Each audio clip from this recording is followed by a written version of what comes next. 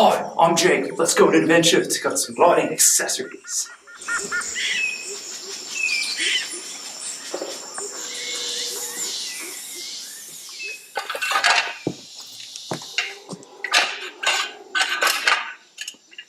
Oh, Katie, what are you doing here? I'm exploring the lights in the natural habitats. Oh, that's awesome. Let's go on an adventure. Yeah.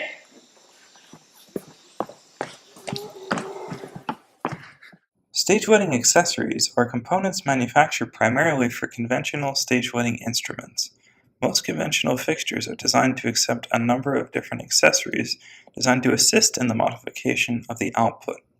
These accessories are intended to provide relatively common functionality not originally provided in a conventional fixture, or to extend the versatility of a lighting instrument by introducing features. Other accessories have been designed to overcome limitations or difficulties some fixtures present in specific applications. All stage lighting accessories fall into one of three distinct categories: components installed inside the fixture, components affixed to the front of the fixture, or components mounted elsewhere on the exterior of the fixture.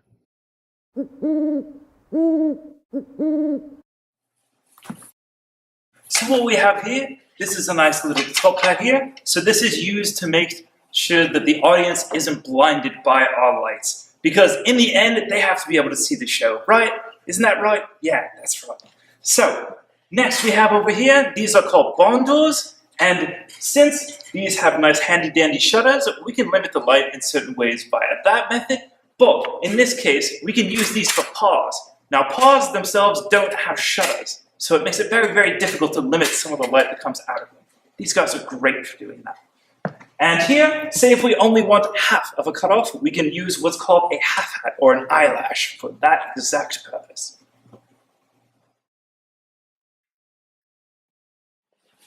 So for this shot, we have the camera down and in the audience where our nice audience members would be sitting for our wonderful production. As you can see, you can't really see me now because this light is blindingly bright. But if we put a nice little half hat on the top hat here, we can see that suddenly the audience can see and the beam angle is not affected.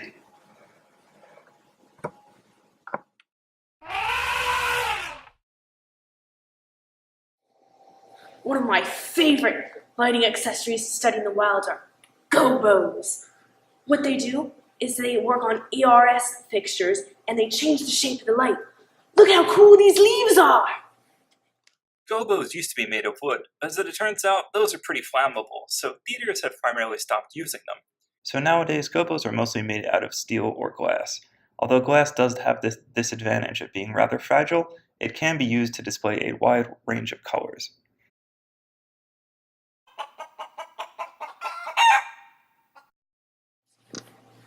Gobos have evolved so much over the past century that they've evolved into a new species categorized as gobo rotators, which what they do is spin the pattern along the wall. We can't show you, but we promise it works. There are a few different kinds of gobo rotators. Some are single speed and some are variable. Some rotate a single gobo or pattern, while others will have two rotating in separate directions. So this one here is an example of a gobo rotator. Even though we said before we can't show you, we were just kidding.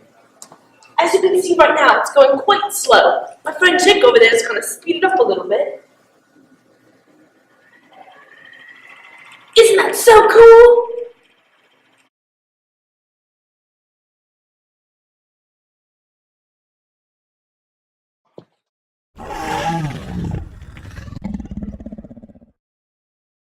So here we have two examples of gels in gel frames. So these gel frames, they either come in 6.5 or 7.25 in size. And you see these little gels in here, they're pretty floppy. They're pretty floppy like this. These are made of plastic. Now they used to be made of gelatin, but we still call them gels, which is kind of interesting. But anyways, gelatin was not too stable, so we made some nice plastic for it.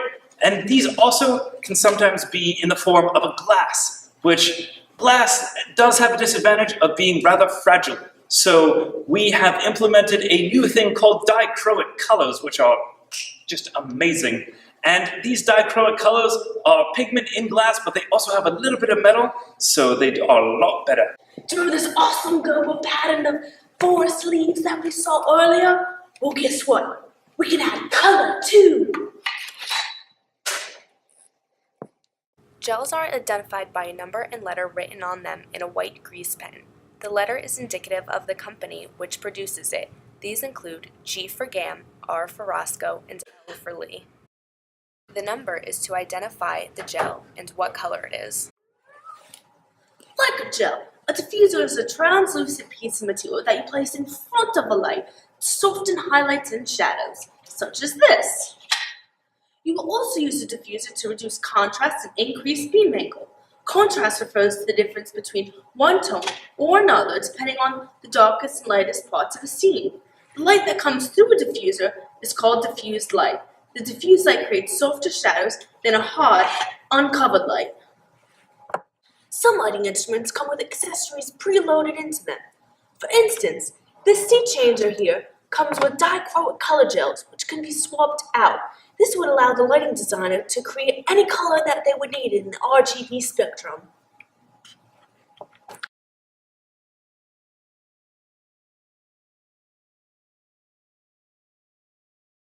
Here is an example of a lighting accessory that turns a static light into a moving head fixture. We can use these fixtures to focus on a single point on a stage.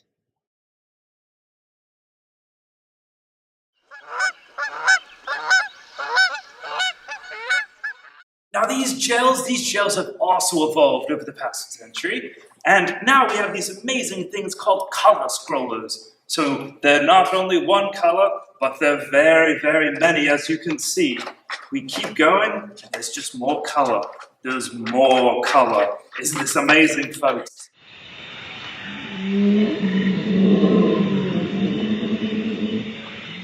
The color scroller slides into the frame holder of most theatrical spots. It also contains a 2 to 32 color gel string that moves on 2 DC motor-driven rollers. The scroller gets its DC power for the motors and the controlled data signal from the power supply. The power supply is designed to power and control from 2 to 24 individual units and receives its commands via a DMX 512 cable from the control console in the light booth. Each color scroller is controlled by a channel on the board, and the level of the channel determines the color of the gel and the gel string.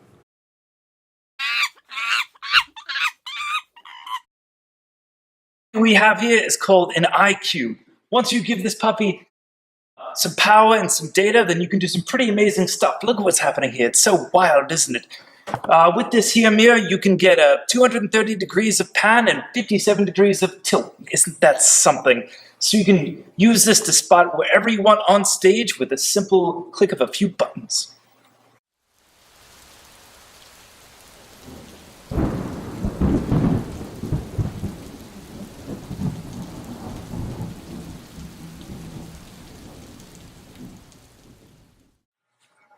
Now this right here is a moving head fixture, a robe. It has a much wider range of motion than the IQ, which we just talked about. However, it can be quite heavy, and very often it's loud because of the fan inside of it, and also just the moving in general is quite loud.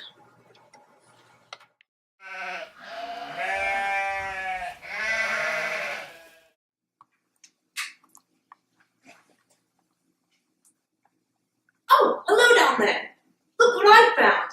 Now this here is called an iris, and when it's properly hooked up to power and data, it gives the lighting designer the ability to either widen or narrow the beam of light.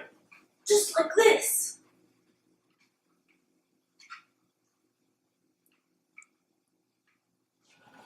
So what we have here is what's called a manual iris. So this iris, much like the automatic iris, goes into the gobo slot right here on the light. But opposed to an automatic iris, this iris can be controlled only on the light itself. So you have to be right there next to it. So if we go over to this nice little scene over here, some trees in the mountains, we can see that we can either widen the beam angle or narrow it as we choose from the light with this little cranky thing that's on the side of it. Isn't that wonderful, folks?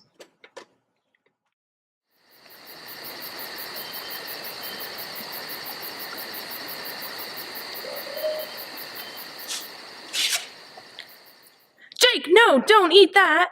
That's the wrong type of donut for lunch.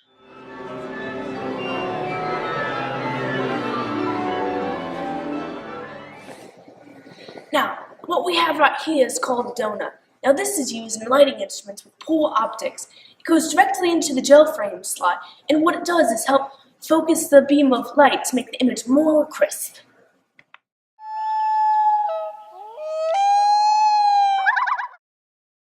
So what we have here is some nice little stuff called black wrap.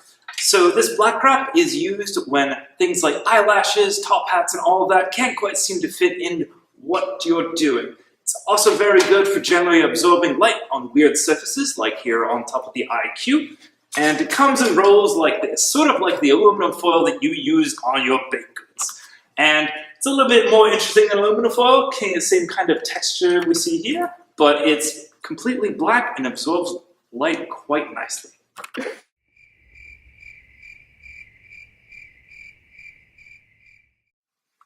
When you mess up as much as I do, gaff tape is here to help you. One of my favorite lighting accessories in the entire environment is gaff tape. What it does is it can tape things together without leaving a sticky residue like duct tape. And it's temporary and it's not black, so it blends in with anything. And it won't ruin the surface that you stick it to. See? No harm done. Gaff tape can endure heat of at least 93 degrees Celsius.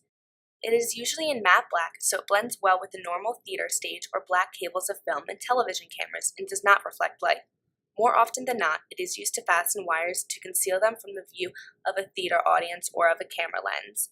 It is also used when an immediate unplanned solution is needed, from briefly fastening equipment or props to repairing a broken production fixture.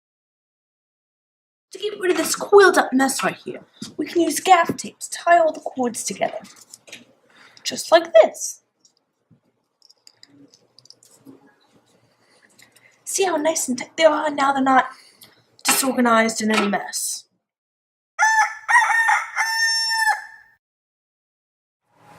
Now, in order to ensure the safety of the cast, crew, and audience, we like to tie all of our lighting fixtures to the beam with an accessory called a safety cable.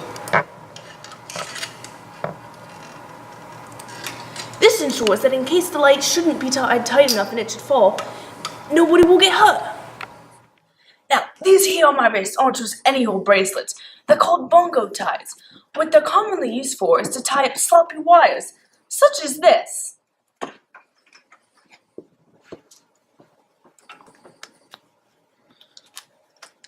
Now this keeps things nice and neat, so the wires aren't next to a very hot lighting fixture which could cause them to melt. Another thing we could use are ties. Same thing. Tie them up. Hopefully better not than the one I just did.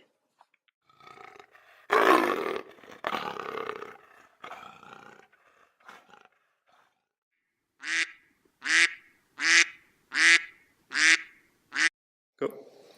If you look up as much as I do, gaff tape is here to help. Because it's made of cloth and not whatever duct tape's made out of, because who needs duct tape? So this is made out of cloth and duct tape's made out of just, how are they different? I don't know. You're gonna be doing I'm not doing that. James Bond Goldeneye. Once you hook it up to power, it'll on. Isn't that just something? So you can go anywhere you want within 700. Oh, fuck, I forgot the stats. Okay, come on. What? What was that? The A lot heavier, and often. To my right is a moving head fixture, also known as. Now this right here is an IQ, which we just. what is my accent? And this baby here is very quite heavy and requires special mounting. Another disadvantage to this is that it. Now, some lighting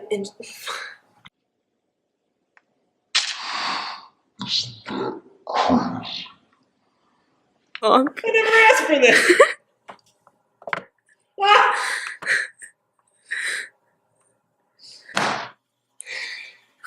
Come on, Cap, I'll catch you.